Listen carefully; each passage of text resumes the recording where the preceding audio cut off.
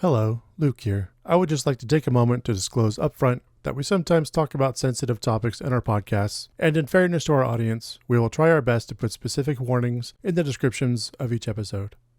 Now on with the show.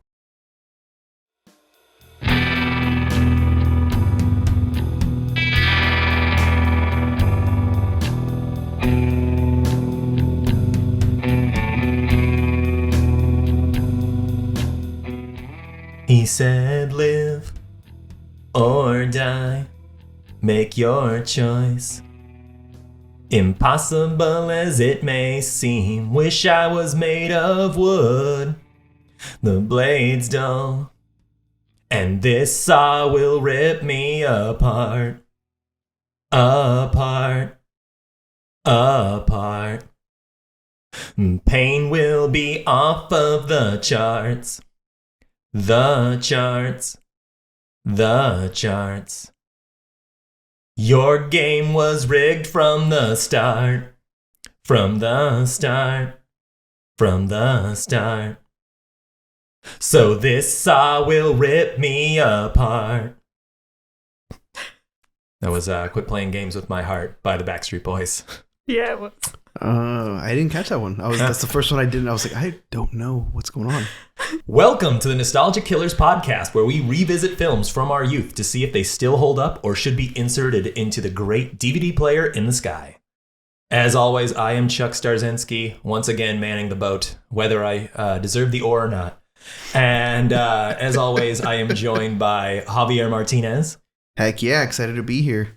And our little resident horror hound, Taylor Diffenderfer. Hey, what's up? And we are fully into spooky season now. Yeah. That's right. And it's time. I was going to say something stupid, and I totally blanked. It is time. It is spooky season officially. So we kick things off with Saw.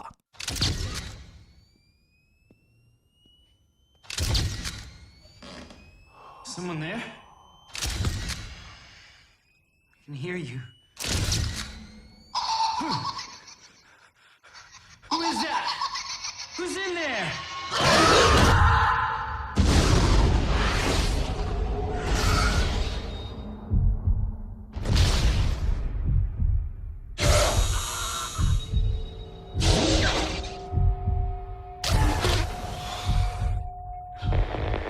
Hello, Adam. Dr. Gordon. I want to play a game. The Jigsaw Killer. Paul, find the path through the razor wire. Technically speaking, he's not really a murderer. He never killed anyone. Dr. Gordon, your aim in this game is to kill Adam. If you do not, then Diana will die. He finds ways for his victims to kill themselves. I'm sick of people who don't appreciate their blessings. I've given you a life purpose. Looks like our friend Jigsaw likes to book himself front row seats to his own sick games. He doesn't want us to cut through our chains. He wants us to cut through our feet. Most people are so ungrateful to be alive. Not anymore. You are a drug addict. Do you think that is why he picked you? He helped me. Don't believe Adam's lies.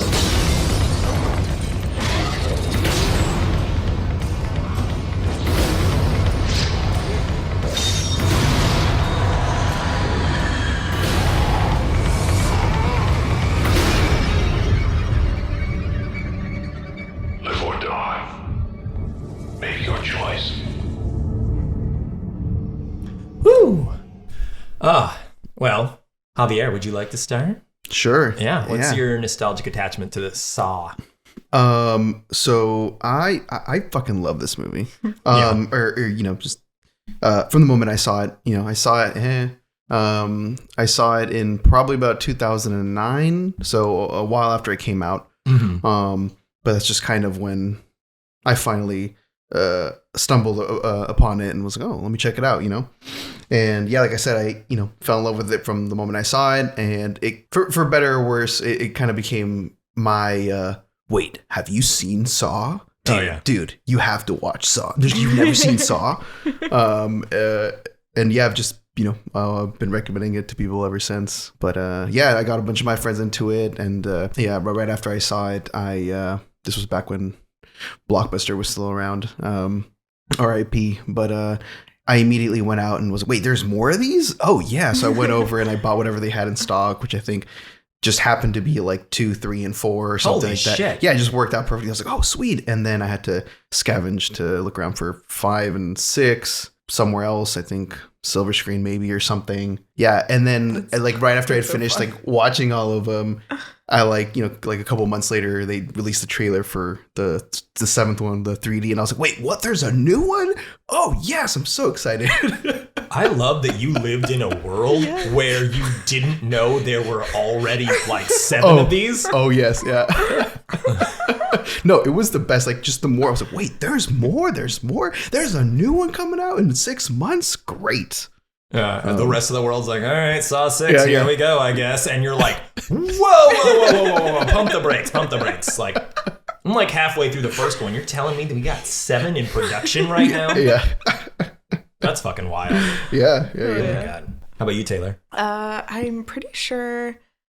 Fuck, when did this come out? 2004? Mm-hmm. Yeah. So, but I'm pretty sure I was a freshman in high school when I watched this for the first time. Like, I didn't see it in theaters. It was already out. I must have rented it. And so, yeah, it must have been like right when it came out on like DVD or whatever.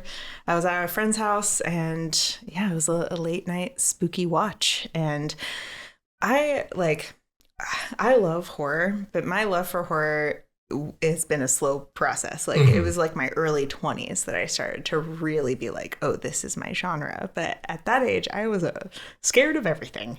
And so it was like really exciting to watch Saw. I was like terrified. And yeah, I mean, like the ending and everything, like I remember like this like did make an impact on me when I first watched it with my friend. I had like never seen anything like it before. And I thought it was so much fun.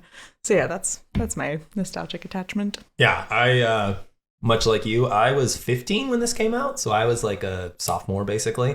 And yeah, I definitely saw it in theaters. This was like a huge like word of mouth movie, you know, like you're in high school and like, oh my God, there's this crazy movie out. You have to see it. It's like, no, dude, it's like the most violent thing I've ever seen. And like all and you're just like, you know, little 15-year-old brain, you're like, violence, like possible nudity. I don't know. Like, you know, everyone's talking it up. You have no context. You're like, I gotta go. Yeah. And I had never seen anything like it at the time. I remember being completely blown away, especially by the twist ending, which we'll get to in a little bit. Spoiler alert, in honor of Sam. But I was like definitely all in. Like I was, watching like I think I saw every single one up until I want to say 5 in theaters. And then like once 5 hit, that was just like, oh, okay, yeah, we're walking down to Blockbuster. We're picking up like a Papa Murphy's Take and Bake. Yeah. Nice. Stopping at like 7-Eleven, grabbing a Swisher, we're rolling a blunt, we're watching Saw 5, baby. Let's go. Yeah. So yeah, this movie definitely was like a huge part of my like teenage years and like, growing up and all of that. Yeah, and I was totally on board until like about probably like 7 or 8. As just I started falling off because that's just when I was like, okay, like it kind of got to the point where I was like, sick. How many of these are we gonna make? Sure. Yeah. As a lover of Saw, what are your most nostalgic or favorite scenes, Javi? Oh, this one was hard for me because I definitely, just kind of wanted to put down the whole movie. But I guess, one of my top ones, I have Dr. Gordon's freak out. Just before, when he just finally breaks down and realizes there's only one way he's going to get out and he's got to do it. He's got to amputate the leg, the foot. But just the build up to that, he's like, Carrie Elwes. Oh my God. He like knocked it out of the park. Like in that scene, I mean, he's good in general, but in that scene specifically, at least in my opinion, there was like, he's like wheezing and panting and like, it just, like you could have told me like, oh, that's footage of a real person like freaking the fuck out because they got to cut their foot off. And I'd be like, oh yeah, I totally believe it. Yeah, that moment's the best acting in the entire film for me. Yeah. That moment right there, for sure. I can list off a couple other ones unless you want so much of them. But yeah. We lost one of our guests to a trap, apparently. So, yeah. Oh no. So Robert, should we be working to save him right now, or just let him figure it out on his own? He sent me a blurry photo from his phone. He's locked in the back room of a warehouse somewhere. So I don't know. I'm sure Danny Glover's working on it. Exactly. Yeah, right. He's on the case. It's fine. But no, I mean, just touching on, you guys mentioned, we mentioned the acting. I think when they're not freaking out, Carrie Elwes and Lee Winnell are doing okay. They're just kind of average, am I right? But when it's their time to freak the fuck out, they both do so fucking great.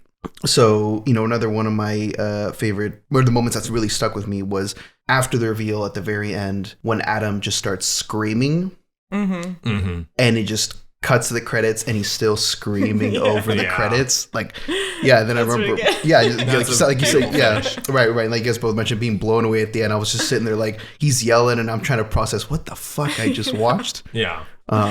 And it's so good. It's so good. It's such a Scream King moment, I think. So. I know. So few in the universe. Right. Yeah. Shine on, Scream King. Shine on. Yeah. The representation matters, everyone. Scream Kings are just as valid. Well, it doesn't happen very often. You don't get Scream Kings very often. No, it's usually most whenever men, when they die on screen, they'll gurgle or they'll gasp or something. Yeah. But you never get somebody just yelling for their life. Not often. Scream. Yeah, it's also usually like a final like masculine like or like a hey, like are you supposed to be back here, bro? And then they get stabbed. Yeah, exactly. This is Tina's party. I said back off. Yeah. Right. And then just get like knifed. Yeah. Yeah. So I think for that reason gives that scene an extra little oomph because you don't see that very often, and he does it so well. I know, the ending's so good. Yeah. How about you, Taylor? Any favorite scenes? I mean, the ending for sure. Like I feel like that's just the first time you watch this movie, especially at like a young age. It's like, holy fucking, what just happened to me? I actually so I hadn't seen this movie in like 18 years. That's how old I am. So like it had been a while and I had forgotten so much other than like the ending and like what you mentioned, like Carriel was like cutting off his foot, which I had forgotten that's who the actor was. And when this movie started, I was like, son of a bitch. Oh my God. Nice. But what if he would have picked up that blade and said, as you wish? Just screaming, as you wish, as he's just sawing his foot off. Let's remake this now. I know. Oh man. Wow. I think the reverse bear trap. Yeah.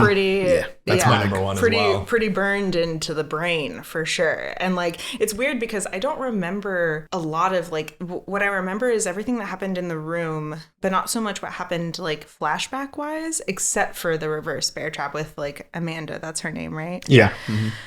Whoa, yeah. Just that contraption, just like visually her eyes, like just like, oh man, like that was that's what I think of. When I think of Saw, I think of her in that fucking contraption and like the panicked eyes. It's just pretty classic, She has to, and then that's the first time you see Jigsaw too. And she has to fucking cut that dude's stomach open. Get out of here. I know. It's insane. Anyways, yeah, that one. Yeah, you guys kind of touched on everything for me. So yeah, you got the reverse bear trap. Spoiler alert for a movie that came out like 20 years ago. John getting up off the floor. Yeah. Yeah.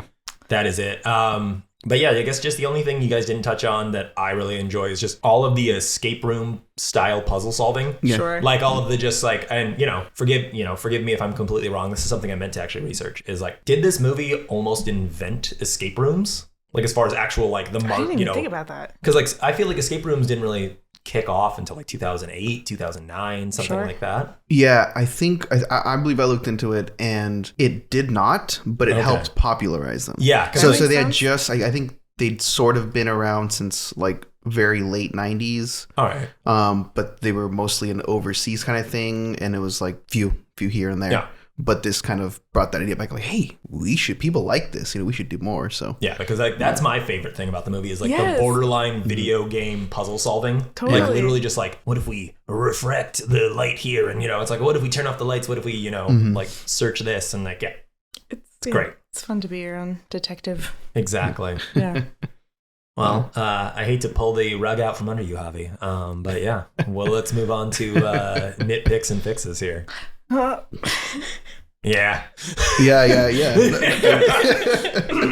It's all good. I got just two, and they're pretty minor. Obviously, guess what I promised that I tried to watch the movie with like, okay, let me see what I can just tear apart, and I guess I didn't try hard enough, so I couldn't. There's a couple things. Fine. The only two things I got, and I also what I had to do too was write a lot of the sequels kind of like kind of almost like bleed into this a little bit, like as far as in your memory, or will they like retcon stuff, or they explain like, oh, okay, gotcha, that loophole gets answered in like part 3 or 4, so then it becomes not a loophole. So you like turn that part of your brain off where you're like, well, obviously like Dr. Gordon survived because he is doing this and that in 7, and you're like, no. Yeah, we're just basically just doing the first one, so.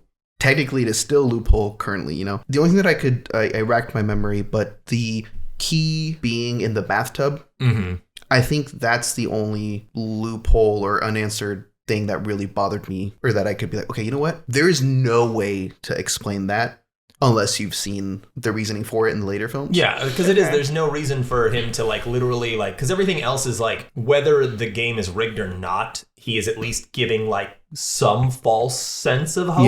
Yeah. Because it's like, if, not to cut you off, but it's like, like if Adam did everything he was supposed to, if he quote unquote won, his fucking key is gone. Yeah, right. Yeah. So like, even if he killed Dr. Gordon or like did whatever other like batshit stuff that he was supposed to do to quote unquote win, it's like, well, was John just gonna like get up and be like, sorry, partner, and like just cut his chains for him, and be like, your key fell down there. Better like, we'll play again. Right. Or if the key hadn't gone down and he like, I locked myself. Cool, I'm getting the fuck out of here. Yeah, like what if the key hadn't gone down? Yeah, what if it was just like, like there's a key in the bathtub that I'm in. Sick, and then just undid his lock and bounced. Yeah.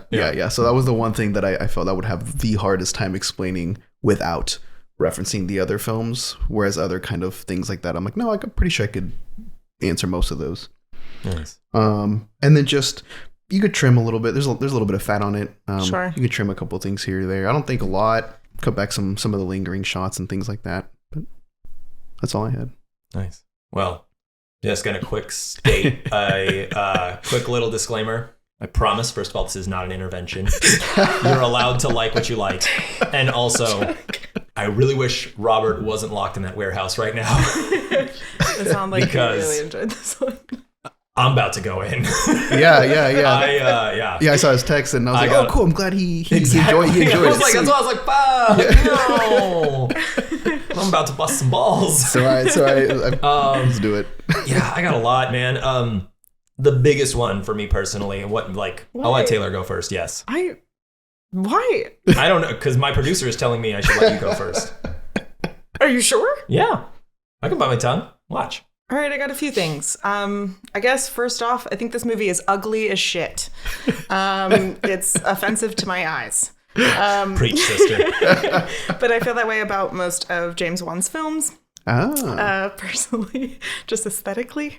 But that's almost like a minor nitpick, because that's like a very personal kind of like, aesthetic thing. Sure. But little nitpicks. The acting is so fucking goddamn terrible from really good actors unless they're terrified. Right. Unless they're scared. If they're scared, they're good. Even the little kid actor, which that's also a nitpick, which is so stupid. I hate child actors. I had that Me too. I don't hate all of them, but I hated this one so much. I was like, just cut her out of the film. We don't even need a daughter.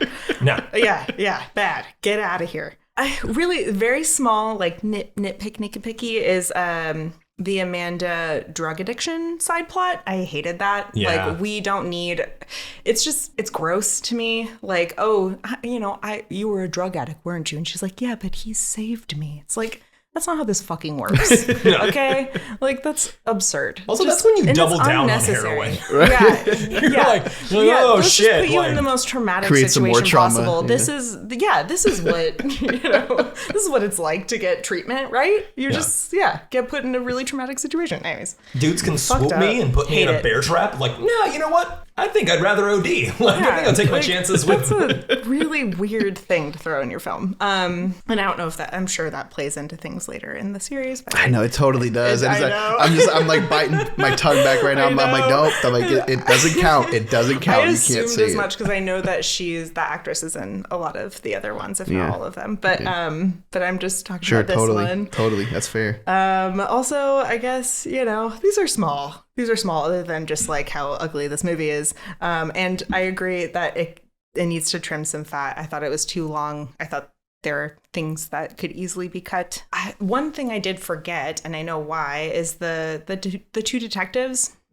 I did not like that plot line at all. I thought it needed to be edited, and it was just, I don't know, like Danny Glover is fantastic, but like his character was just a mess to me. And like they were the worst detectives ever. I don't know how they ever got a fucking job. And like, I think I could have just cut them out of the movie entirely and it would have been a better film. So that's how I feel. Ditto. Okay. No, I feel exactly the same way. Just really quick to like speed through your stuff because I agree with all of it. I'm going to fuck up his name because I fuck it up every time. Carrie Elwes? Elwes? I'm pretty sure it's Elwes. Yeah. Carrie Elwes is fucking terrible in this movie. He is atrocious. He's terrible until he cuts his foot off. It's terrible until he's in severe pain, Yeah. which is fucking wild. But no, and it pisses me off because he is a decent actor, maybe not a phenomenal actor, but like I have seen the man is great. He can act, yeah. He can act. He's very flexible. I've seen him in a lot of different roles. He fucking works. Like you look at his IMDb, he's in like literally like 200 movies or like 150 movies or something like that. The man fucking cooks. I do have and something he delivers to say about good actors being terrible in certain movies. Oh yeah. If the script is shit, there's only so much you can do. And That's I'm true. sorry. Like, it's not about, like, I think the concept is amazing, but as an actor, like, working with, like the script itself is not well written. It is very difficult to make your performance real. Exactly. You know what I mean? Okay. I agree. And then, just kind of agreeing with your stuff, too. Like, trim the fat. Like, again, the movie literally loses me anytime we're not in the room with the two guys. Sure. Yep. Like, I am just kind of like, And then, like, even, like, Amanda's bear trap scene, I already said that's, like, my favorite scene anyways, but, like, Amanda's bear trap scene is, like, one of the few moments where you, like, are like, oh, okay, cool. Like, this is bringing me in. I feel like the other two that they, like, really touch on, like, you've got the guy who's covered in grease or whatever that's super flammable, and he has to crack open the safe, and then you've got the dude who tried to commit suicide that has to crawl through barbed wire. Right. I feel like both of those are done. To double down on your kind of James Wan comment, everything that is like that is done in what I'm going to put in quotes and call metalcore music video shooting. Totally, yeah. Which kind of doubles down on your like, you're fucking, this movie is ugly. Everything that is not in the fucking room with the two guys looks like the music video for Note to Self from First to Last. I'm just saying, like, you can YouTube that music video. It's just that music video, but like, for 45 minutes. Yeah. My biggest nitpick, though, and it's not even a nitpick, it's like a glaring, like, fucking sore on my face, is the way the information is doled out is frustrating. Like, Adam not knowing, or quote-unquote not knowing, because he knows, like, not knowing who Dr. Gordon is until, like, it's time to be like, oh, yeah, I spied on you for 6 months is, like, excruciatingly painful. Because, like, it's one thing to be like, oh, they were, like, shot up with some crazy drug that makes them, like, forget everything. And, oh, my God, like, little things are triggering memories. But he literally finds the fucking photos he took of this man in the bag and then chooses to just be like, oh, yeah, like, we've only got, like, 12 minutes left to live. I totally know who you are, bro. Like, stuff like that is what really grinds my gears, where it's like, and then on that same note, it's like, you're both going to die. Fucking work together. Yeah, that was. There's so much of that where it's like. But that's not necessary. Sorry. No, it's fine. Cut you off. But no, it is like literally like it's like, like why don't you throw me your key? And it's like, well, you throw me yours first. It's like no. Like it's literally like a holy shit. We're chained up, being electrocuted, like going through hell. Like no. We are going to like. I don't care if you're like a fucking Nazi. We're gonna figure this out right now, and then we'll deal with you being a Nazi. Yeah. And then as far as like nitpicks, I've got two. They're both. The fucking marionette on the tricycle is so goofy. Like it's, and I wish the movie had more. I know, but then the nitpick isn't that it's goofy. I wish the movie had more brevity like that.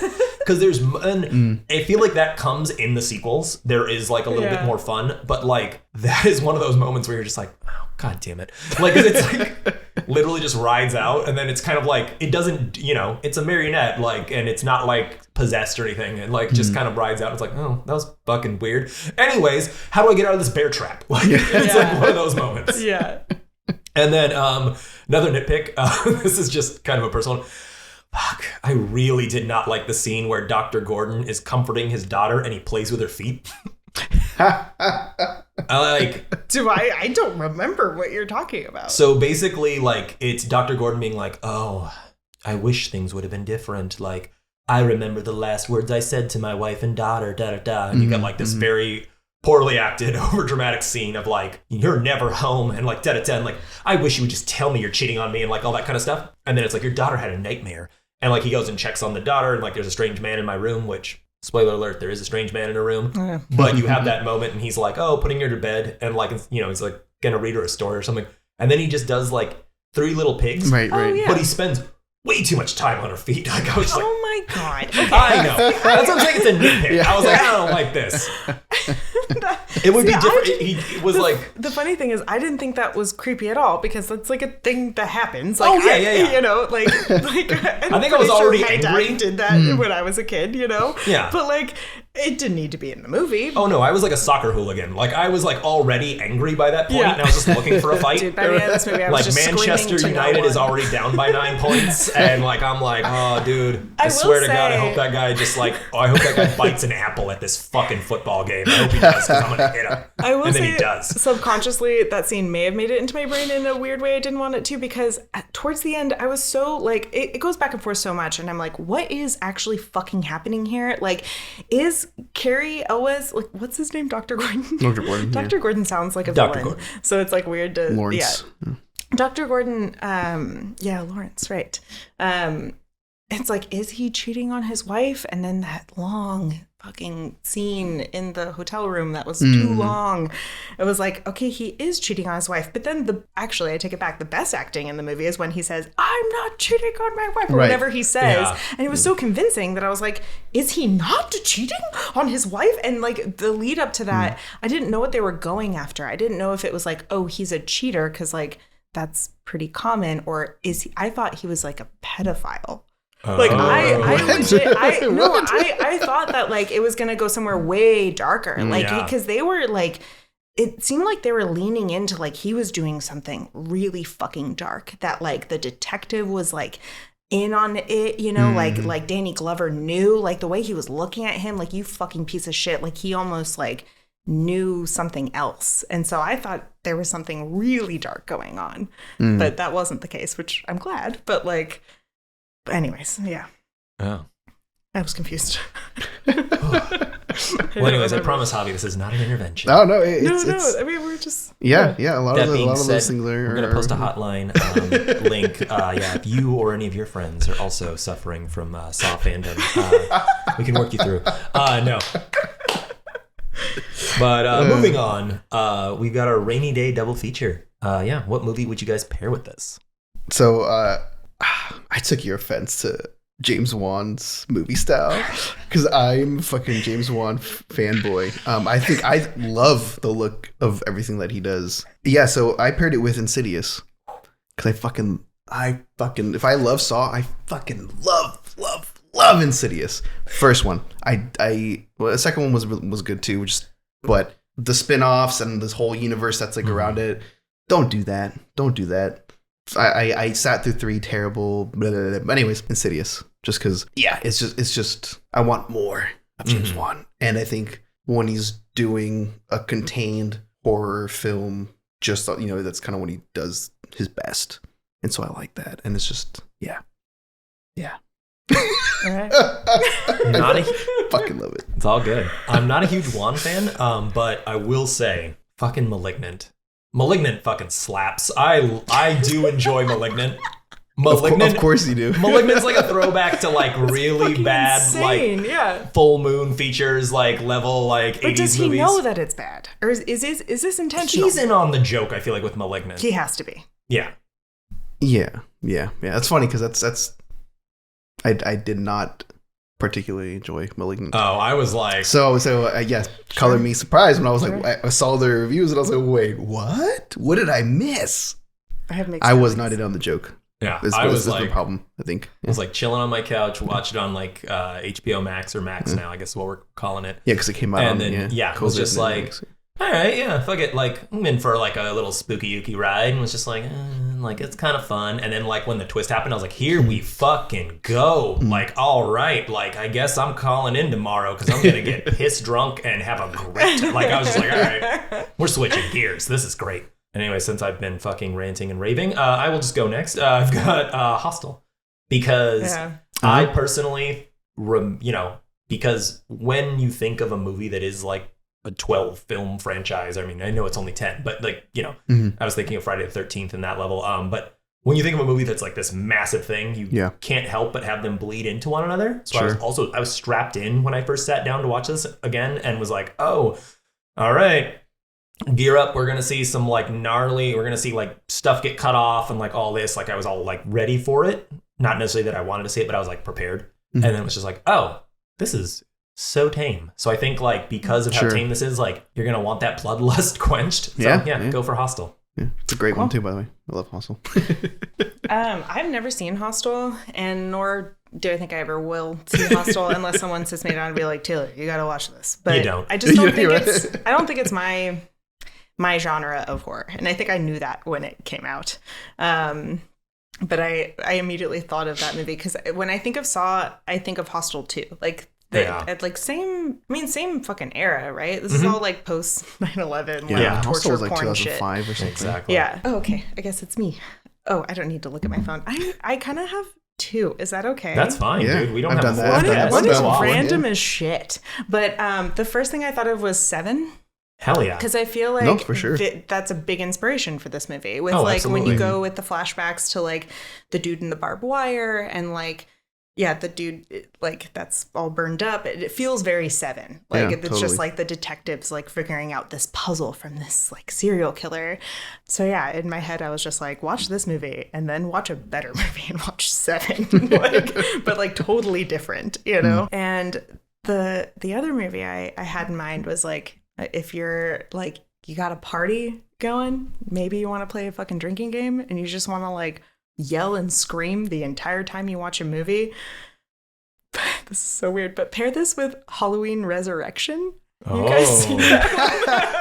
I actually haven't seen it. Holy fuck. Son of a bitch. We should get together and watch it. This sounds like a time. Oh man, it's pure trash. I mean, it is bad, but like it is bad in a fun way if you want it to be. I mean, like Michael Myers gets like kicked in the nuts and like by I think it's Busta Rhymes does it. Yeah. It's amazing. But it's very like it's of the same era. Like I think that was like 2002. Like it feels like both of these movies are so fucking different and one's clearly sillier and more ridiculous than the other, but like they're of the same era and would be a really fun just like crazy double feature for me. Yeah. Fuck yeah. Well, moving on, we've got this movie's cocktail. Today, we've got the Saw-zarac. So we have 2 ounces of rye whiskey, half an ounce of cherry herring, 1/4 ounce of simple syrup, 6 heavy dashes of Peychards bitters. Combine over ice, stir gently, and serve in a glass rinsed with absinthe. But before we drink, I want to play a game. Oh no. Every episode, I diligently and thoughtfully put together a theme cocktail. For far too long, you have sat idly on the sideline, anticipating and salivating like Pavlovian trained beasts, while these tired hands stir and shake. Now, it is your turn to play bartender. Before you sit 2 chilled vials, choose wisely, for they are alike in composure, but not in consumption. One contains the aforementioned cocktail of rye whiskey. The other is dastardly made with a base of 100 proof banana liqueur. Fuck. Live or die. Make your choice. And also, I slipped in and out of that voice. This is why I don't act very often. But yeah. Oh, that's fucking great. We've got the Saw-zarac. And also, yeah, they purposely put a shit ton of bitters and stuff in here so that they were the same color. Decisions. I know. Let's also hope Chuck just grabbed the correct ones and not just like, well, I'm just going to grab all 7 bananas. This is why I was hoping my lovely assistant. Does like the banana liqueur have a different texture? Can I get clues? Can I call a friend? Interesting. Right. Interesting. I'll let you decide. Okay. All right. Well, Good things come in small packages. Yeah, I'm doing the same thing. as your lovely I go host, with I the will. baby. Yeah. I'm going with the baby. Oh. I honestly, the smell scares me and I don't know. Oh, I think I. Yeah. You also. Yes. Jesus. You also don't have to drink the on banana a one minute. if you don't want to. You do not have a chain around your foot. I don't have the banana one. I'm actually good. I was like, this tastes lovely, but I had the banana in my head and I was like, I think I like the banana one because in my head it tasted like banana, but not really. Oh, What is this? I have the dread. That is the banana one. That's the banana one. Oh, this one is? Okay. Yeah, that's the one I didn't open. Oh, okay. I thought you were Yeah. saying you didn't have it at all. I was like, oh, damn it, Chuck. No. I picked the right one. Oh, good. Yay. You chose wisely. How do you feel? Here, did you taste some banana? Yeah, I sure did. I Oh, sure it's did. present. Don't worry. Yeah. Is that I your like, favorite flavor of Laffy Taffy? no, I don't like banana flavored candy. Oh, well, cheers, everyone. We're going to take our first ad break as we, down these abominations. Ad break!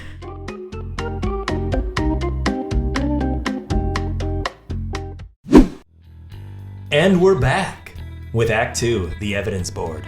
Trivia, making of, and behind the scenes. Released in 2004, this movie cost slightly less than $1 million, but brought in $109 million fucking dollars. Yes. Yeah. Damn. I mean, I'm not surprised that. No, not surprised either. Yeah. But that's a lot. I think for a while it was actually the highest earning like per budget film. Yeah. Like for years, for like 10 years. I think it just recently For a got horror movie too. Like that's Yeah. so cool. It was like up there with like as far as highest grossing period for a while, like, and then it came along. Mhm. But yeah, written by Leigh Whannell and directed by James Wan. This is the film debut of both James and Leigh, who successfully sold their film in Hollywood after no one in their home country of Australia would touch it. Mm-hmm. Which I had no idea they were Australian. Yeah, And I was like, oh, wild. I didn't know that either. I mean, it makes sense that this would do well in America. Yeah. Yeah. And it's like, Australia's like, no, we're fine, man. We don't need, when America's like, oh, you're going to chain two men up and make them hurt each other? I'm like, yeah. We need that right We now. need that Thank right you. now. This country is healing. Yeah. The whole film was shot in less than 3 weeks, Yeah. which explains a lot of issues that I have with it. Wow, that's I think 18 days is what it was. 18 days, yeah. Yeah. The one-room location for most of the film was intentional and crucial to getting this movie made because they were purposely trying to keep finance as low as physically possible. I think the whole movie could have been in that one room and Yeah. it would have been potentially a better film. Sorry. That's No, it's totally fine. That's also a fun Just fact. a thought. The backstory for Jigsaw came from Whannell having a brain tumor scare during the writing process. Damn. Like he went in for like a routine checkup and he was like, oh, I've been having these migraines and like da-da-da. And they like checked him out and they're like, well, if you're having this exact pain, this exact location, that could be a brain tumor, my guy. Due to the tight schedule and budget, I'm going to fuck it up every time. Yules? Always. Elways. Yeah. John Elways, Chuck. Remember that. Carrie Elways. So, due to the tight schedule and budget, Elways and Whannell had no rehearsals prior to filming That shows. and were allowed extremely minimal takes. Just because, like, no, dude. I feel for them. That's so Yeah. fucking hard. Yeah, I was going to say, this movie's they did actually... great considering. They did great considering, Yeah. like... It's like, hey, what's up? So this is Carrie, this is Leigh. All right, action. Damn. And then, like, That's impressive, actually. that was pretty good. I think we got it in the can, but let's do one more. They also That's saw fucking it wild. chronologically too, Yeah. to help them kind of Yeah. get that build up. Cool. And yeah, and also just because, Interesting. again, no time, no Sure, budget. right, It's right. like, no, we're going to shoot in order because, like, I don't even know where the fuck we are. Yeah. And Danny Glover's going to be here any second. We got to fucking put everything on hold for Danny when he shows up. Yeah. Because, they saw the dailies and whatnot. They were like, holy shit, like, we did this for, like, less than $1 million.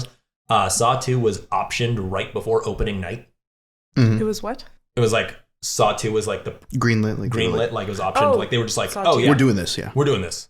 Shit. Like the studio was just like, oh, it opens Friday. Why don't you boys start shooting Sunday, kind of thing? Like just like, yeah, we're doing a second one. Yeah. Elwes sued the production company after being promised 1% of the profits for accepting the role, which, you know, had he been paid correctly, would have been slightly over $1 million.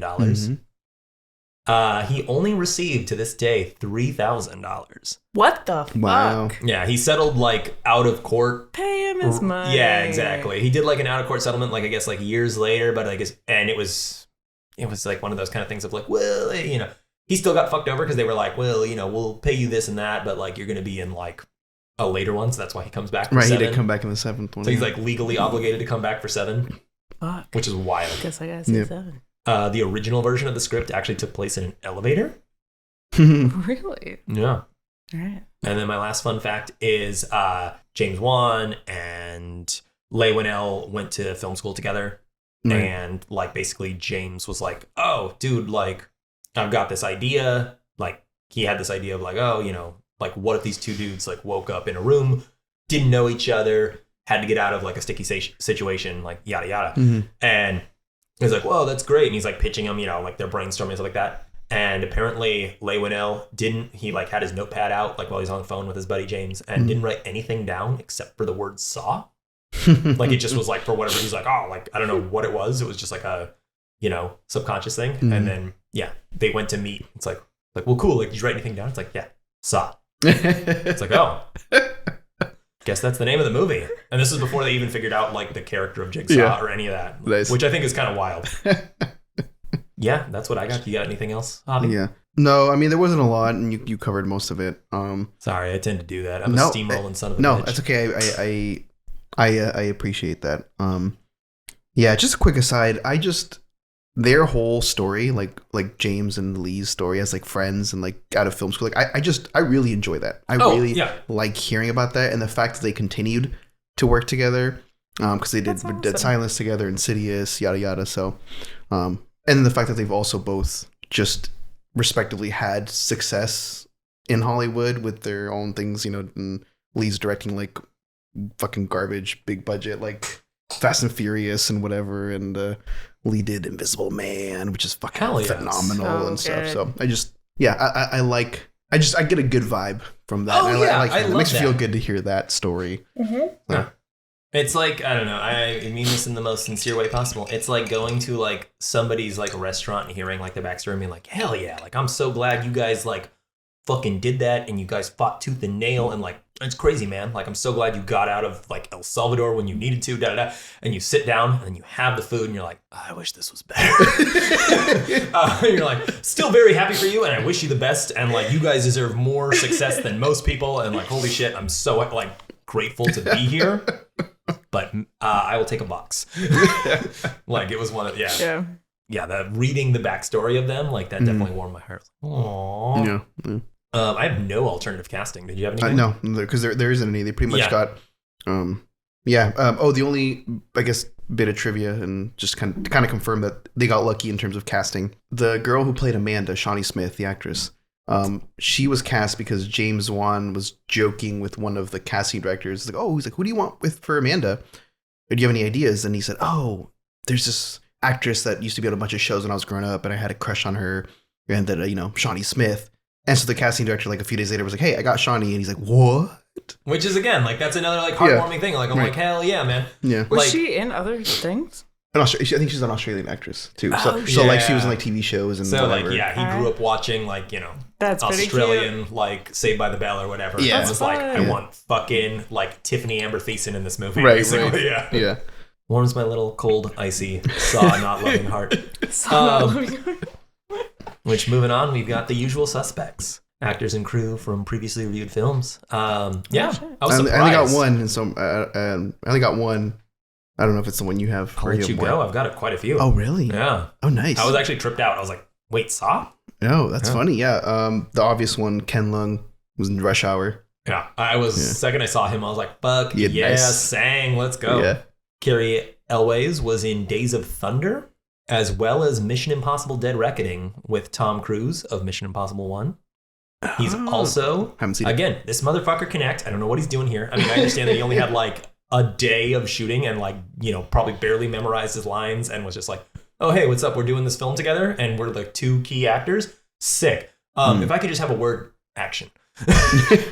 He's also in Robin Hood Men in Tights with Dave Chappelle of Blue Streak. You're right. Nice. He's in a ton of stuff and Good like call. that's kind of where I stopped. Yeah. Leigh Whannell was in, this is one of my favorite ones. Leigh Whannell was in Legends of the Guardians, The Owls of Ga'Hoole. Yeah. With Sam Neill of Jurassic Park. Oh. Yeah. That movie is like, first of all, I love Guardians. Yeah. Legend of the Guardians, we stand. But I also love that movie is like a random Australian like children's CGI movie. And so you get like all these random Australian acts. So it's like Sam Neill and like all these people that, yeah. And then my final one is Danny Glover was in The Royal Tenenbaums with Luke Wilson of Blue Streak as well. Nice. Yeah. Man, what is Danny Glover doing in this goddamn movie? That's what I want to know. Collecting a check, Taylor. The fuck is that character doing? Why is he present? This was after Lethal Weapon. Lethal Weapon was done. They were done. Yeah.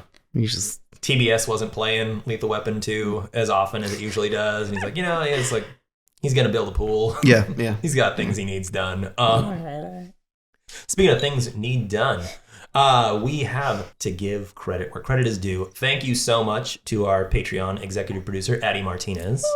Woo! We love you, Addie. Thank you for always supporting the show. You're the best. You're the best. Another fun fact, Addie was almost a guest on tonight's episode. And, almost had her. Almost had her. Yeah. Next time. We'll get this you. person I've never met. Exactly. For $85 more a month, we'd love to have you, Addie. No. All jokes aside, we would love to have you on the show. Thank you so much for being a fan and supporting us. It's time for the ad break. Ad break! And we're back with Act 3, the award categories. Kicking things off, as always, at least, until someone says enough is enough and puts their goddamn foot down. Enough is enough. All right, that's it. We're done. It's okay. The producer's asleep. So. Exactly. My producer's asleep, so it's fine. It's true. Let's keep going. We've got my new band name. Memorable quotes or references that would make a super cool, edgy band name, and what genre would said band be? I got a couple. I'll say a couple, and then I'll let you guys shoot off of that. But I have Blood and Metal, which surprisingly is not a band name yet. I actually had to be like, wait a minute, let me Google this, make sure it's not a band name already. But that's in reference to Amanda when she's describing when she wakes up in the reverse bear trap, and she says, all I could taste was blood and metal. That's gotta be, okay, it's not a band name, but that's gotta be a fucking intro to a shitty hardcore song. Oh. Like in that early 2000s era, like, yeah. What do you remember? And like, yeah. All I could taste was blood and metal. And then just the fucking hi-hats kick. Yes. And then it's just, all I could taste. Dun, dun, dun, dun. Yeah. I'll have to find that. But that's that gotta was be one. A thing. It's obviously a metal band. I have, which really cracked me up, but I have Tap and Sing. Hell yeah. Which is like a jazz band. Which I remember, I for some reason, I had never ever caught that until just now when I was watching. I was like, oh, Tap and Sing. That's funny.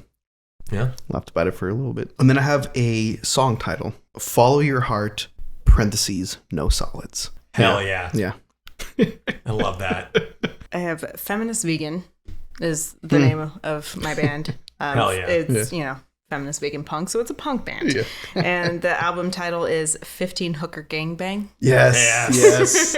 Where's the peanut butter then? Right. Yeah. Also, fuck Adam. Good on her. I'm glad this feminist vegan left his ass. Oh, yeah, he's a piece of shit. As soon as he talks about her, I'm just like, you fucking suck so bad. Exactly. The fact that that's the first thing you say is like, well, it didn't work out. She was a feminist. Vegan punk. Jesus. It's like, dude, you're the worst. Yeah, that's it. Hell yeah. As always, I'm on a very short leash with this category. She's asleep. I know. The leash could be longer if you subscribe to us on Patreon, where you'll have post-show fun stuff. And I'll just do you give me $5 a month, baby, I'll do band names till the end of time. This top 100 band names. Yeah. And also for $5 a month, I can afford bread and butter. So thank you very much. But no, kept it short and sweet. Got 3. I've got Tank First. They're a hardcore band. Nice. In reference to, should have checked the tank first. Mm-hmm. Yeah, you should have. I've got Dry Romp. They're a Britpop band. And it's in reference to one of Adam's terrible lines, which is the most fun I've ever had without lubricant. And my final one is Adam's lies. Oh, I had that one. Hell yeah. Nice. I did. Yeah. Nice. Yeah, they're a Warped Tour era emo band. Nice. Don't believe Adam's lies. Exactly. Yeah. Nice. Exactly. Yeah. Good one. Yeah. Which, dude, I'd see Adam's lies. Like, Yeah. Play their self-titled debut for the first time, now that I'm like in my late 30s. I'm like, oh yeah, fuck it. Like, hell yeah. Reunion tour. Let's go. Get that nostalgia going. We've got an updated movie title for 2023. What would the title of Saw be if it came out today? I got 2 options. Sure. One, Live or Die. Oh, good. Yeah. Mm-hmm. And the other one, Play Me. Ooh. Yeah, which is what it says on the cassette. Yeah. I want to play a game. Yeah. There you go. Yeah. I also had Live or Die. Nice. Yeah. And then I know that it became a title of a much later film, but just calling it fucking Jigsaw. Yeah. No, totally. Yeah. Like, I always thought that was weird as a kid. Like, now that I know the backstory of like, oh, that's like what he wrote down on the paper, like when he was trying to brainstorm. It's like I get that now. But I'm also like, okay, well, if your killer is the Jigsaw killer, just Jigsaw. Right. Totally. Which brings us to the Roger Deakins Would Be Proud Award for cinematography. I got one. Well, obviously, I got a couple. Please, But just one of the opening shots, with when you first reveal Jigsaw's dead body, and it kind of like pans back from his body, and then it turns to an above shot, and then it spins back up. Yes. Yeah, I really like that. Me too. I did too. Yeah, and again, super low budget, so I gotta assume that was just. It's not even. I don't even think they could afford a crane. I don't even think it's crazy. They probably like put it on some sort of like lever, like pulleys and I don't know. Oh yeah, it's definitely like a weird that is one of those, like, especially knowing the budget of this movie, that is one of those like, oh, they like got like they got lucky because the movie made $109 fucking million, but B, that is like we're gonna break the only camera we have. We're gonna try it because that was like we're gonna try this thing and like. I swear to God, like, we're going to lose the fucking down payment on this camera. Yeah, I also had that as my number one. I've got a few. Nice. Yeah, but no, because Luke's not here. I can do camera boy stuff. It was a contre-plonge tilt spin into a plonge shot. What are you talking about exactly. right now? This means nothing to me. I know. To explain, please. Yeah, it's just fancy boy talk for exactly what Javi just said. So plonge is anytime something's like straight down. Are you like talking about the same shot? Yeah. Oh shit. Yeah. Okay. Contra plonge is like when it's the opposite, when it's looking straight up. Mm-hmm. And so it goes from looking straight up to like it's a tilt technically with a spin. The spin might even be digital. I don't know. You're right. That probably makes more sense. Because that would be like much more or less camera breaky. You're right. That's exactly what that is. I almost put this on I didn't write anything down. This is the only shot I thought about. And I was like, how do I explain this? The twirly guy? I don't know. They're going to make fun of me. I'm just not going to write anything down. Look, as I've said before, this is not a James Wan intervention. And this is also not like... It can be, though, and I can be the person to talk about it. Never mind. This is also not a fucking like Reddit thread. There's no like, you're allowed, it's a safe space. That's all I'm trying to say. No, you're all going to end up in traps. I'm just letting you know. Do you have any other shots, Javi? I got one more contra plonge shot of Adam using the toilet lid to kill Zepp. Yeah. Just him coming in. That's just, it's so great. And you get the blood splatter, and it's just, I think the camera like shakes a little bit too with the, it's just so good. Did you ever see, so good. I have no idea who made it. I could look it up, but I'm not going to. Mm. Did you ever see the Belko Experiment? Belko Experiment. Is that the one with the corporate office? Yeah, yes, I did. It's like Battle Royale, but like I have that office. movie. Yeah. They're literally like, they recreate that shot. You're right. Oh, you're right. Yeah. And I remember watching that and being like, this is fucking awesome. But like in the back of my brain, I'm like, I've seen this somewhere. Yes. And it's like, it's totally that exact shot. Yeah, it's so good. Such a good shot. I've got because I'm a sucker for this shit. I know you are too. But I've got the interrogation room where they're like talking to Amanda, and they tilt down through the table into the ceiling of the room the boys are locked in, and then tilt down into them. Yeah, that's pretty nice. That's just like fancy editing that always gets me like, gets my little heart thumping. It's like the same thing like in Hereditary, like when you see them actually lower the coffin and you're like, so we're going down. This is crazy. Yeah, so cool. It's one of those things too. Like wish I had more opportunities to use it in movies. Like in the sense that like once you learn how to do it, it's crazy easy. Sure. You're like, Sure. This is so fucking dumb. Mm. But it's great. And then my only other one is it's the same. The boys love their tilts. Like it's the same thing. It's like the looking plonge actually. Plonge looking straight down at Singh, and I did not write his name down. Danny, let's just call him Officer Danny Glover. Tap, yeah. Sing and Tap. Oh, there it is. Yeah. Okay, so it's looking down at Sing and Tap as they are first storming Jigsaw's like puzzle room. When they first are like, oh, we've got this motherfucker. Yeah. Perfectly framed them coming up the stairs, and then the camera tilts up, and like just as they hit the step. Yeah. And it's like, oh yeah. Nice. You boys went to film school. I see what you're doing. And I got one more actually that I just remembered too. Just because again, it's not a perfect film, but like not even close. But I love it so much, and I think I'm also just like again like the whole low budget thing and like the story behind it, like it just really makes me appreciate it so much more. That I think that's why I geek out over it so much. Yeah. But like the quote car chase scene where Tap is following. Zap? Oh, Zap. Yes. Yeah. Oh my fuck. Yeah. And it's like, is it literally Tap chasing Zap? It's Tap chasing Zap. Yes. Yeah, and they're like, they got the car sounds and like the zoom into the windshield and stuff like that.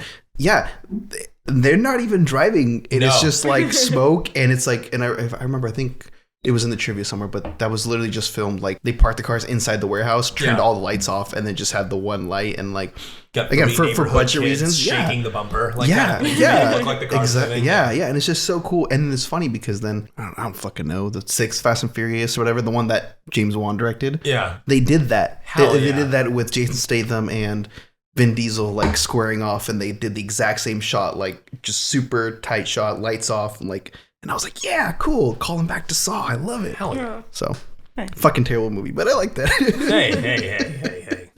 He's a decent filmmaker. He just don't like the things that he makes. Yeah. Thanks. In honor of Ookie Kooky Spooky Skeleton Season, we have a new category, and it is, oh god, the banana's coming back.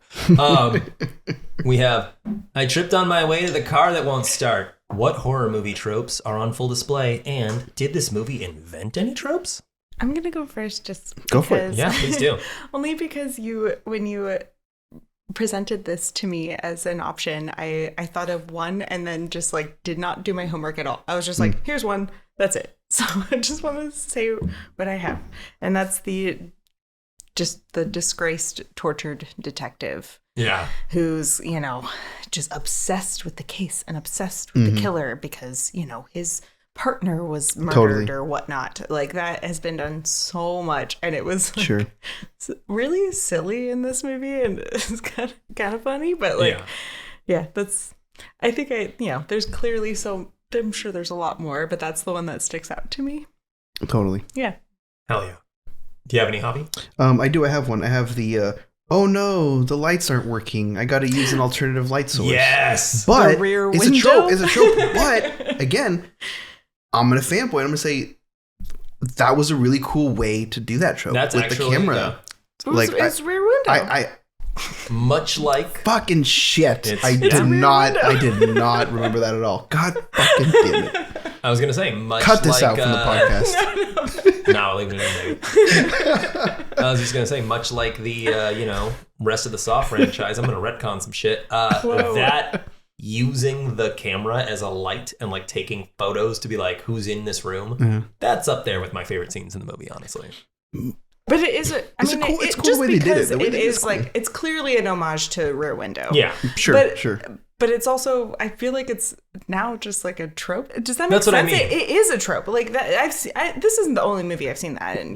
Like that's. I think it was the coolest way they could have kept that trope in, and he wasn't like flashlight or like did they have candle? Did the power go out? I was very confused when that happened. I was too. Like it was one of those. They didn't explain anything to me. All of a sudden he's taking pictures, and I'm like, oh. I think it's implied that the intruder like cut the power. All right. I think also that's like one of the scenes that calmed me down. Like as I'm like raging and getting out of my armchair, kind of thing. Of like, I was literally screaming. That was like. Well, that scene happens post my least favorite scene in the movie, which is like, bro, I've been stalking you for so many months and like taking photos of you. I was like, well, fucking tell the guy you know who, like, if you can tell the man you know who he is, then maybe you guys can figure out who fucking abducted you and get out of here. Yeah. But anyways, that's like a nice little, like, sit down, take your heart medication. We're going to give you a nice little Rear Window homage. And I'm like, oh, okay. This is nice. Calm, soothing.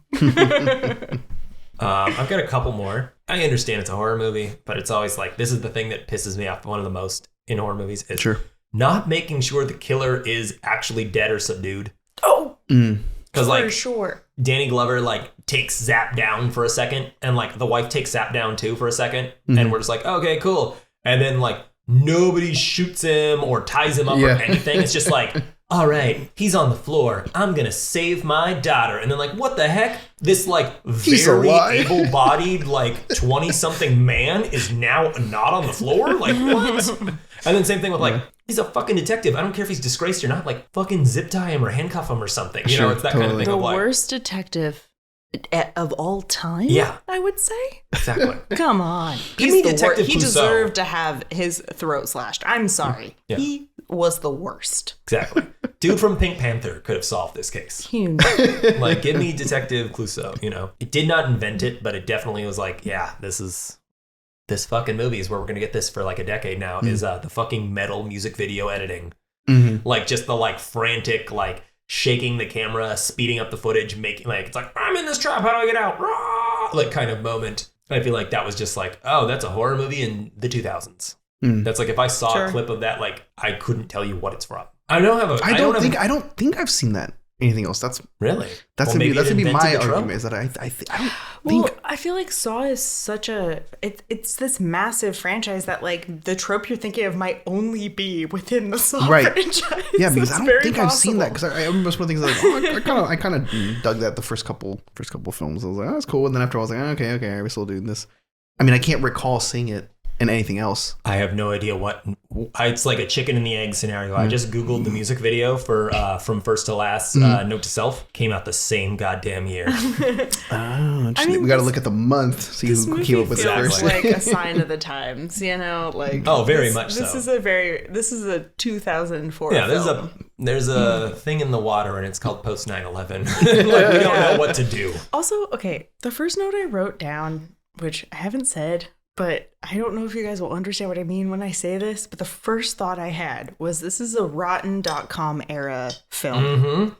Do you know what I mean? Oh, absolutely. It's a weird thing to say, but you know what I mean, right? Yeah. Okay, cool. That's it. Sure. Because totally. this is like, everything from my childhood that's like, this is my older cousin who's like a weird guy we shouldn't hang out with. No. Yeah. He's gonna like smoke us out for free, but we have to watch Requiem for a Dream twice. Like everything, like, you know, it's that era of cinema for sure. No, and it's funny because like fucking, of course, of all fucking people, but I have to give credit to it. I think it's Eli Roth that said it in an interview, that he was talking about that very concept of just like, oh, like it's like, you know, every horror movie that comes out, or, you know, are a reflection of the time period that they were released in. Yeah, of course. And he like listed all these examples, like, oh, and if you go to the 80s, like this is what was going on in the 80s. Yeah. Like, you know, I mean, most cinema is like that, but I think he was like just putting emphasis like specifically on horror. Like that's where it's like demonstrated to like the extreme. Obviously. Digging out your and I was like, fears and issues, like systematic problems. It's okay to agree with Eli Roth. Like, he makes some shit films, but like he's smart as hell. Like, he knows what he's talking about when it comes to horror. Like I've watched his I remember because I was his like podcast. What is it called? Like, he has a podcast that's actually pretty good. He interviews a lot of different people. I know what you're talking about. I don't know the name of it. Yeah, me neither. It's okay. We don't need to promote it. Yeah, it's all good. Yeah. Hey, Eli, for just $100 a month, we'll promote your we'll promote your podcast. Patreon.com. No, but yeah, that's true. It's that thing of like, you know, as I am a huge fan of like 80s horror, so I'm like, why don't we make cool, fucked up like body horror, like, and this and that anymore? And it's like, oh, because we're not as afraid of AIDS as we used to be, because that's like, you know, right. So like every big push comes from something. So that's why we get the weird torture porn in the 2000s and the hyper violence, is because it's like our country was attacked and we didn't know what to do, and like there was a lot going on that I don't agree with, but you know. Anyways, hey, is that a sunshine and rainbow over there? I think it is. We're gonna move on. Oh wait, it's not a sunshine nor a rainbow. It's Channing Tatum in a dog collar. Oh my god. Any actors with unexpected cameos or bit parts? I kind of watch this movie a lot. So like nothing is like, whoa, I never realized this. But I had the one that always kind of just makes me giggle, and I had Michael Emerson, just because I know him from Lost. So who plays Zap? Michael Emerson plays Zap. Yeah, I've never watched Lost. I've seen like a few episodes, but I know who you're. Yeah. So that's always the one I'm like, oh yeah, that's funny. I don't know, for some reason more than like Danny Glover or fucking Cary Elwes. Like I just go, oh, but they're Michael not Emerson. necessarily a bit part. But no, yeah, but yeah. No, I went Ken Loon because I was like, I forgot he was in this. Like it's like Detective Singh. Yeah, we've got. It's a sailboat. What are the themes or bigger messages that the director is trying to convey? I feel like the movie's, hitting that fucking nail right on the head. Yeah, dude. I had "Don't take your time on this planet for granted." Yeah. Mm-hmm. Yeah. This one is especially hard for me to talk about because again, I'm trying not to bring the future films into it. Oh, you want to so bad. You can. I want to so bad, but do it. No, we're not going to do Saw 2 till like episode 300. Just do it. No, just very lightly. But I again, because James Wan, we were talking about the films being a product of the times that they're created in. Mm-hmm. But again, Hollywood generally being more liberal and James Wan, I trust him to be a good person. I don't know him at all, but I'm just going on him like, I think he's a good guy. Right. But just the idea that like, people immediately point to like, oh, okay, yeah, I get it. He's a vigilante killer and he's killing the bad people, but that's not the way it works. I think we're supposed to get from the film like, yeah, like that's not okay. Yeah. Right. Like, no, we're not supposed to agree with him, like on some level, sure, it's cool to see like whatever, like the situations they're in. But at the same time, at the end of the day, you do remind yourself like, oh no, like that's not a good way to deal with that, right? No. So violence doesn't, whatever. Violence doesn't excuse violence, or violence doesn't solve anything, or two wrongs don't make a right, whatever. Eye for an eye leaves the whole world blind. Yeah. And I think because again, it's this first one. It's it's short. It's this first film. I don't think it shows it to that. But then that's kind of what the franchise turns into. Even though people will argue the complete opposite, they'll be like, no, really? It definitely delves and it turns into like let's torture people and kill them. Like no. It fucking tells you over and over, like, in the context of a film, sure, that's cool to look at, but no, this is not good. Like, John Kramer is not the good guy here. I don't know what you're talking about, Javier. My buddy Jim Wan, that's how you say it, right? Jim Wan. My buddy Jim Wan, if you see any of his films, he's going to say, we need more open carry law. Jim Wan, I know who you're talking about. I have a question for you, Javi. Are you excited to see the next film coming out? I am, for a couple reasons. Okay, the last two quote unquote Saw products were fucking god awful. The Jigsaw and Spiral, fucking just absolute whatever. So if you think this is trash, those were fucking like me who will fucking fight you to the death over the first couple Saws. I was like, yeah, those are fucking awful. Like I'm not even gonna argue with you on any level about those films. Sure. The new one is bringing back one of the directors that took over in the earlier films. Mm-hmm. But the last two were directed by some other people that I was like, okay. So I'm excited that they're bringing back an old director. Tobin Bell, Jigsaw, coming back too, because he was not really prominent in the other ones, but he is going to be the main focus in this one. Mm-hmm. So I am excited about that. Hell yeah. Okay. But since we're just kind of talking about it, one of the things I did hear about it was that this film Saw-X is going to be told from the perspective of Jigsaw. Oh. So that's where I'm kind of like, ooh, now we might be getting into that territory of like he's the hero. We're going Henry Portrait of a Serial Killer here. We're going more like going into his So that could go great or it could go terribly wrong, and they could just like make him this a little man bites dog, like that kind of thing. You're getting popular. You're going to the theaters, man. This is gonna be fun. I'll be there Thursday. Yeah, Thursday night opening night. So I'll check it out, and if it's at least better than the last two, like it's a win in my book. But yeah, dude. Yeah, we'll I'm gonna bite my tongue until we get to controversial hot take on that one. Sure. But just so we can get there, we've got the Hans Gruber Deathfall Award, awarded to antagonists or, normal everyday Joes who are just trying to, buy lotto tickets or like just make it through this fucking horrible existence and don't need to be swooped up by random serial killers. Award for satisfying death scenes. Banana one too. What's that? Oh, I drank both, yes. Oh my god. Also, for our listeners, the couch does pull out. Please drink responsibly. Both the guests are encouraged to stay as long as they need. But yeah, for my Hans Gruber, Adam bashing Zappin. Like, that was mine. Yeah, like, that's what I had. That's what I had. It's It's the just, best one. it's so good. It's so fucking satisfying too, Yeah. because like, and that's what makes the ending that much more satisfying, because you're like, fuck yeah, early 2000s redemption, you know, he's got the, like, whether or not they make it out of this trap, you know, the wicked have been punished. We're done. Yeah. And then like, that's what makes that like, holy shit, he's in the room, you know. yeah. That's, Yeah. so good. Yeah. That's what I had too. So Yeah. it's great. Well, I'm glad I steamrolled. We've got controversial hot takes. What would make someone rewatch this movie with a different view other than me and Taylor being like, it's fucking shit?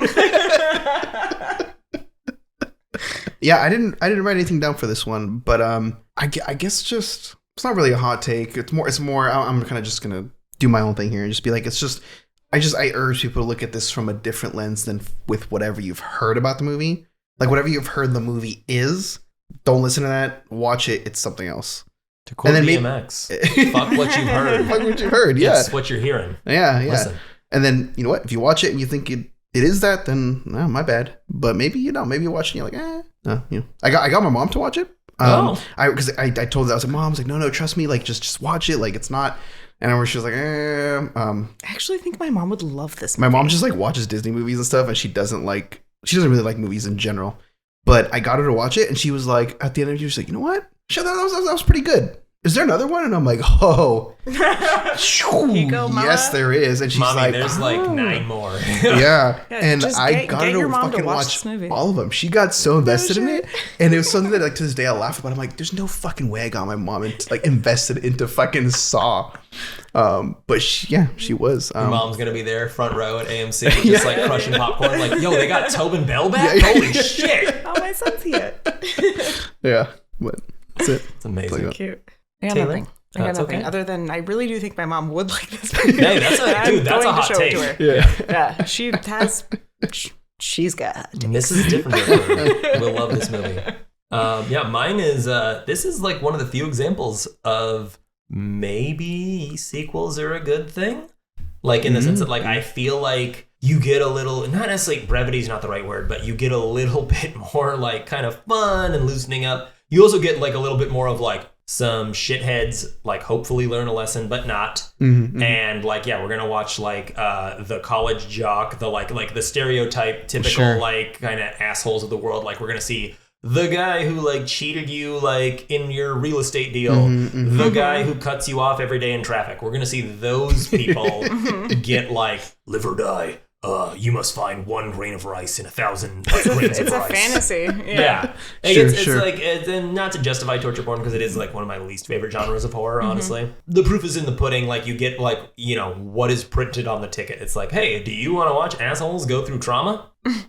Okay, this is that. So it's like, I also feel like, because it's like, we're making fucking Saw 4. Like, you get like a little bit more fun. Like, yeah, like, the blonde gets some jokes. Like, that kind of like, she's gonna die anyways. She gets jokes, okay? Like, you know, like, god damn it, it's 2008. Like, women can do things. Like, you get like brevity, you get like a little bit more like fun, you get more rapport with the people and whatnot. Sure. Like, and I understand like they had a really tight budget and shooting schedule, but yeah, this one is very much like, okay, my only note for you is there's no joy in this film. Action. Yeah. Sure. Like, the other ones get more campy. Basically. Yeah, absolutely. Yeah. There we go. We brought the point home. We can do it. 2 Saw-zaracs be damned. We can bring the point home. Speaking of bringing the point home, is it time for another Spider-Man? Do we need a remake? One of the few times where I will say, no, we don't. Yeah. No, we do not. No, we do not. The 10th installment is out, like... Yeah. Hopefully, I mean, this episode will be edited, like, within a week or so. So, like, yeah, this 10th installment will be out this weekend, folks. Yeah. See it if you wish, but we don't need to start over. We don't need more. No, we don't need to start over at all. Bringing it back home, we've got the Sonic Death Monkey Top 5.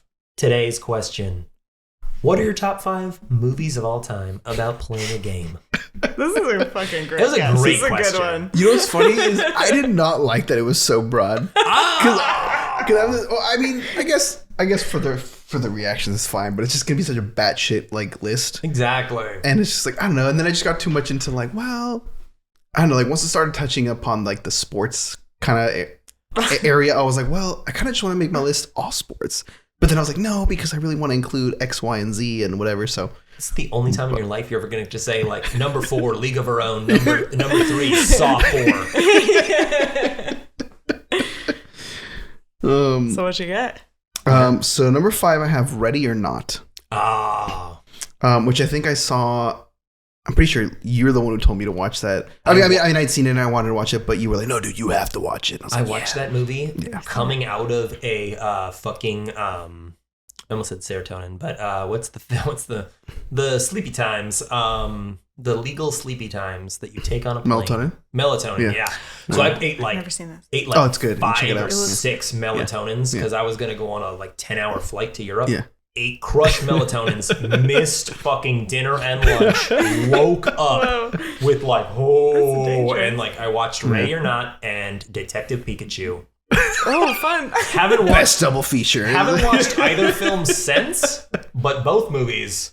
Yeah, they're good. On a they're fucking great. random United Airlines flight, high off some melatonins with nothing in your stomach. Both are 5 stars. Both are great. Yeah. 10 out of 10. Recommend. 10 out of 10. Recommend. Yeah. No, it's great. It's great. It's great. Check it out. I remember I was like, oh, it looks just, it looked fine. It looked fine. And then I watched it. That's great. It's great. Number 4, I have Saw 6. Hell yeah. See, that's what I'm talking about. I have Saw 6 because I just, it again, I totally agree that as the series progresses, it certainly dips and it just, kind of, you get a lot of more of the kind of moments. But for me personally, especially as a fan of the franchise, 6 was the one that like really like grounded is not the right word at all, but it like I don't think I've seen it. So. Kind of because the story kind of branches off into all these different storylines and subplots and whatever. And 6 was kind of the one that like brought it back home in a way. Cool. And we're like, just come back to the original. And anyways, I'm not gonna talk about Saw 6, but I just you fucking love Saw 6. Like that's what I'm saying. Like the sequels, that's where I have more fun. Like that's the one. Yeah, especially because we again, I saw these with like all my friends, and I like got people to watch it, and like I had this whole like cult of like, no, we're all watching Saw, and then by like 4 or 5, everyone's like, man, like, I'm kind of getting tired of this 4 and 5, and I'm like, no, guys, just trust me, wait for 6, and then 6 comes on, and they're like, okay, that fucking slapped, that was fucking great. Okay, let's watch 7. 7's fucking atrocious. But anyways, I'm sold. I want to watch 6 now. 6 is great, and then you know what? That's also the one that was. Right, Saw 6 was the year that I started watching Saw. And so the themes in that movie were what was actually going on at the time, which was the whole like healthcare issues that was going on with like insurance and stuff. And so that's still kind going on, Javier. Yeah, no, for sure. But that's like the one where it like came into the like, oh yeah. Hey guys, in case you didn't know, this is a fucking problem. And I was like, yeah, it is. And then I saw Saw 6. I was like, oh yeah, fuck those guys, kill them all. But not because violence is not the answer. 3, I have Rocky. Hell yeah. Okay. Boxing's a sport. This is like the amazing. most unhinged list. Yeah. That's why I love it. That was the premise. Yeah, it's pretty self-explanatory. Number 2, I have Saw. Cool. Okay. And number 1, I have, and Chuck knows this, I have Wreck-It Ralph. Hell yeah. It's my favorite movie of like the last fucking 20 years. So good. Yeah. So. Cool. Yeah. That's awesome. Have you seen Breaks the Internet? I have not seen it. That was god awful. Okay. I kind of avoided it because I was like, like the first one was really fun and honest, and I was like, no, I was really sad because again, fucking love Wreck-It Ralph, and so I saw, I was like, damn it. Beautiful list. Yeah. Commendable. Yeah, I want to hear yours. Commendable. Yeah. Would you like to go, Taylor, or would you like me to go? I'll fucking go. Fucking go in. Yeah. All right. Number 5 is Clue. Oh, hell yeah. Nice. Based off of a game. Yeah. Love that movie so Solid. much. It would be number 1, but I'm saving that for my horror movies.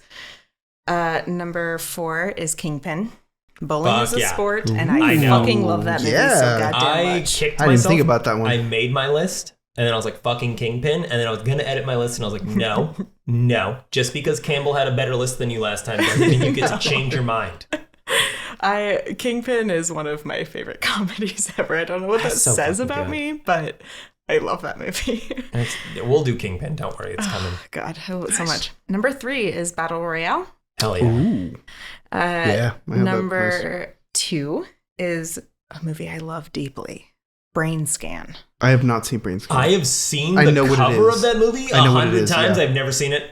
Should I watch Brain Scan? Let me introduce this movie to you, Chuck. Please, God. I would love to. To anyone.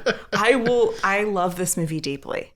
And it's definitely, it's you know, he's playing a video game that turns into a horror movie, basically. It's perfect. Fuck yeah. I love this movie so much. That movie's like in the same category as the Ice Cream Man, as in like just like as a child seeing the cover of it being like, holy fuck, that is terrifying. I haven't seen the Ice Cream Man. I've seen Ice Cream Man. It's fine. It's fun. But I can tell you Brain Scan's already better. I just know it is. I mean, there's no way it's not. I've seen I as someone who has seen Ice Cream Man, this has to be better. Wow, I'm really excited for this. And then number 1 is Existence by my boy Cronenberg. My boy. Yeah. I've not seen that either. It's so fucking good. It's good. It's fun. It's gross in an aesthetically pleasing way to me. Honest, and as I get older, I've never heard of it. I'm much more like... It's disgusting and I love it. I think I'm much more on the team of it. Like, I'm on his son's side, like, honestly. Is there a team to pick? There's no team. I'm making this team up. But that being said, the older I get, my Cronenberg, like, top 5 has shifted dramatically. I'm like, dude, Existence is, like, really good. Oh, it's really good. That's, like, it's a up Cronenberg there movie? now. Yeah, I think that's, like, honestly, it's, like, in my top, like, 3, I think, now. Funny. Yeah. Which, when I was younger, I'm like, nah. I was, like, all in on, like, the ones you're supposed to be all in. Mm-hmm. I was like... What? Are there ones you're supposed to be in? I mean, you're supposed to be like a diehard like Scanners fan and stuff like that. And I'm just like, no, boo. Now that I'm older, I'm like, I mean, Scanners I love Scanners, but like, boo, like, no. I want aside from like the cool head explosion and like the mew like battle at the end, it's a slog. Movie fucking sucks. Movie's a slog, dude. Slog and a half. Yeah. You got to kind of force your way through it. Yeah, that's like one of those like you like this movies, and you're like, no, he's got so much. He's got so much good shit. Ugh. Anyways, that's it. Thanks. Hey, beautiful list, both of you. For my top 5 all-time movies about playing a game, I have number 5 is a current film, or not current, but currenter. Mm-hmm. It's Bodies, Bodies, Bodies. I have not seen that yet, but I want to. I fucking like this movie. Cool. I heard good things about it. I just, people call it woke Among Us. Because it is. But interesting. It is just like, at the heart of it and soul of it, it is like a satire of shitty, privileged, like rich kids getting together for like a weekend and just being like, hi, my dad has a pool, so like we're gonna come over and like you guys are gonna take a bunch of Axel-slay and like it's those people like having to deal with problems, and it's fucking great. Number 4, Taylor already touched on it, it's Battle Royale. I stayed a little on theme here, and then this is where we get off the rails here. Number 3. I don't know how you guys feel about Funky Butt Lovin', but Rookie of the Year. Is that the Dennis Quaid one? No, Disney? It is. That's the I don't know the actor's name, but it's the kid who plays Kevin in American Pie as a child. What? And basically, it's like, I don't know, it's a staple of my like growing up. Basically, he wants to like be a baseball player. He gets in an accident. His arm breaks, and the way his arm breaks and heals, like the muscles like fuse to his, it's like some bullshit. Like the muscles fuse to his bone. So like whenever he pulls his arm back like this, it just violently like catapults. Oh my fucking God. No fucking way. So he can pitch like fucking. Get the fuck out of here. He can pitch strikeouts basically. And they're like, this kid's got an arm. And then it's like, it's a 90s kids movie. So they're like. Daniel Stern's in this? Daniel Stern's in it. It's great. Oh my God. Wow. Yeah. Rookie of the Year. Yeah. So it's basically like a 10-year-old just gets thrown on the Cubs because the Cubs, comically suck. They're like, yeah, a 10-year-old can pitch better than most people on this team. And so then he does. And he fucking, Nice. Before fever pitch, he gets the Cubs to the World Series. It's great. We'll cover it on the pod. It's a great I'll have to check that out. That's funny. Okay. My number 2, speaking of covering it on the show, Jumanji. Nice. Yeah, of course. Of course. Exactly. I don't know, self-descriptive there. You don't like Jumanji. The problem isn't Jumanji. Stop listening now. Exactly. Hit stop. Unsubscribe. We don't want your review. I will pay you to become a subscriber of patreon.com because then I will get to yell at you for not liking Jumanji. And then my number 1, true to form, my little hot topic, edgelord self. Number one is funny games. Yes. That's yeah. It's kind of in line with Saw. Chuck, are you talking about the Danish one or the American? I am not. I'm talking about the American one because for sure. Yeah, Michael Hanke, like, you know, it's one of those few times that being like a spiteful asshole paid off beautifully. Because they were like, hey, dude, we like this movie. American audiences, they're not gonna read fucking subtitles. Like, what if we gave you like a shit ton of money and you remade it? And he's like, okay. Here's the script. And they're like, that's funny. That's the movie that you made in like 94. And he's like, here's the script. And they're like, oh, okay. But anyways, yeah, it's just. Yeah. Nice. Like, it's been on my list for a long time. I've just never gotten around to watch it. It's so fucking good. So good. Okay. I'm excited. I'll put it on my list. As long as you're okay. I mean, clearly you're okay with it. But like, yeah, as long as you're okay with like, just like some very torturous, cringy shit. Yeah, it's amazing. Another one of those that you watch and then you're like, what the fuck did I just watch? That is like, that's up there. Also, to be fair, I haven't seen the Danish one in a long time. I don't think it's in there, but like one of the things that makes the American one so good is the use of the song Bonehead by Naked City. Naked City are a grindcore band. And it is literally like the song comes back, which is what's amazing. But it is literally just like this. It's just an assault of noise. It's a grindcore song. It's an assault of noise.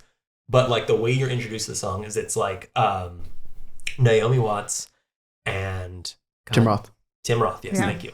Naomi Watts and Tim Roth like driving with their kids, and they're like, it's like, okay, kids, like let's put on some music. We've been in the car for a while, and like Tim Roth hits play, and it's clearly like non-diegetic. Like it's clearly like, okay, this is not what they're listening to, but he hits play and it's just like the most gnarly fucking grindcore you've ever heard in your life with like gorgeous French countryside. Nice. And then like mid home invasion stuff. They're just like, I already knew. Let's bring back Naked City. Like all this, like the kid is hiding and it's like dead silent. And then for no fucking reason, again, non-diegetic, just fucking. And you're like, oh fuck, like I thought he was okay, like god damn it, like he's not safe. Okay, no more. I know. I'm just saying, again, good. No, you'll be fine. It's good. I'm not giving anything away. So good. It's one of those things that. Okay, I'm gonna watch Funny Games. Y'all are gonna watch Brain Scan. Yeah. Homework has been assigned. Or we can have a weird fucking double feature. And now it's time for the epilogue. Who won the movie? I have James Wan. I also had James Wan. Because I'm not, I